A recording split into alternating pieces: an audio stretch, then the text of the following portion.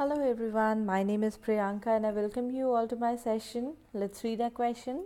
It says that define electric dipole moment. Is it a scalar or a vector quantity? Derive the expression for the electric field of a dipole at a point on the equatorial plane of the dipole. And then the next part is draw the equipotential surface due to the electric dipole. Locate the points where the potential due to the dipole is 0. Alright. So, first of all, what is electric dipole moment? So, it is defined as the product of the magnitude of either charges on the electric dipole and the dipole length. So, let's make a dipole. So, let us say that it is plus q and it is minus q.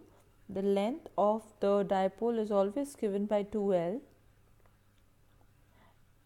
and the dipole moment P is equal to Q into 2L.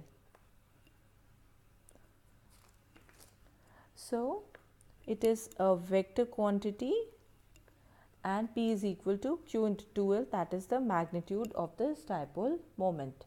The SI unit of dipole moment is given by Coulomb into meter. Now we have to talk about the electric field of a dipole at a point on the equatorial plane of the dipole. So for that, a very clear diagram we have to make. So let's make it first. That's a dipole. Let us say it is point A, that's point B, it's minus Q charge here plus Q charge here. That's the center of the dipole and we are going to name it as O. Now this is point P, which is on the equatorial line of a dipole, and then it is at a distance of r from the center of the dipole. The total length of the dipole is 2L, therefore this distance is L and this is again L. Okay. So, let us just try to connect them and also try to connect them. Okay. Now, we just assume that we take a unit positive charge in here. Okay. Now, electric field at point P due to the positive charge kept at point B would be along this direction, because both are negative, so it's going to repel each other. So we are going to say that it is along this direction PD, and the magnitude of it is given by 1 upon 4 pi epsilon naught Q upon BP the whole square. So we are talking about this distance. So this distance is equal to under root of r square plus L square. So 1 upon 4 pi epsilon naught Q upon r square plus L square. Now let us talk about the electric field because of the negative charge placed at point A.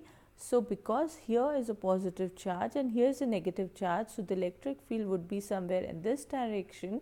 So we can say that it is along AP. So it would be given as 1 upon 4 pi epsilon naught Q upon AP the whole square. So we are talking about this distance now, AP. So what's the magnitude of AP? It is again equal to under root of r square plus L square. So we can write it as r square plus L square. So we can see that the magnitude of both these electric fields at point P are the same, but they are having different directions. So let's say that this is an angle theta. So this was E. Because they are having the same magnitude, so I am just referring them as E, and this is again E. So let's split up this E into two parts, here and here.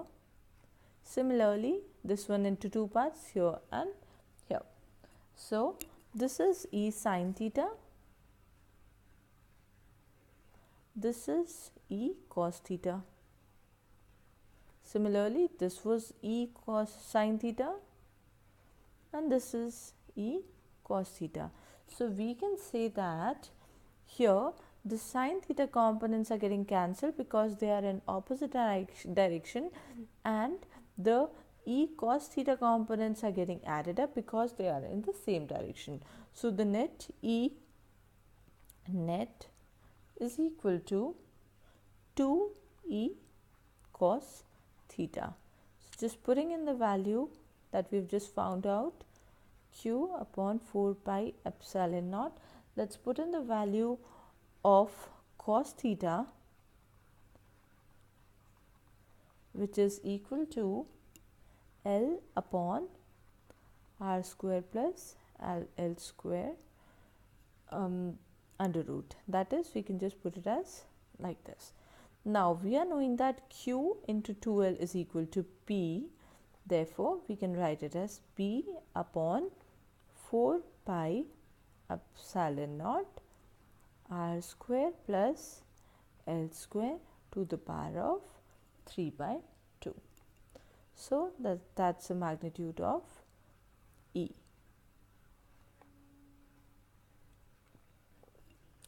Now it is asking us to draw the equipotential surfaces due to an electric dipole and locate the points where the potential due to the dipole is 0. Alright, so dipole, we have to draw a positive and then we have a negative. So we know that the electric field lines emerge from the positive and ends at the negative. So it's going to be somewhere here, something like this. Alright, so emerging from positive and entering into negative. So it is emerging in here and it is entering in here. So at this point is going to be the equipotential surface due to this dipole, where the potential V is going to be equal to 0 because it is equidistant from both these two charges. So that's how we were supposed to do this derivation. Thank you so much for your time. Have a great day. Bye bye.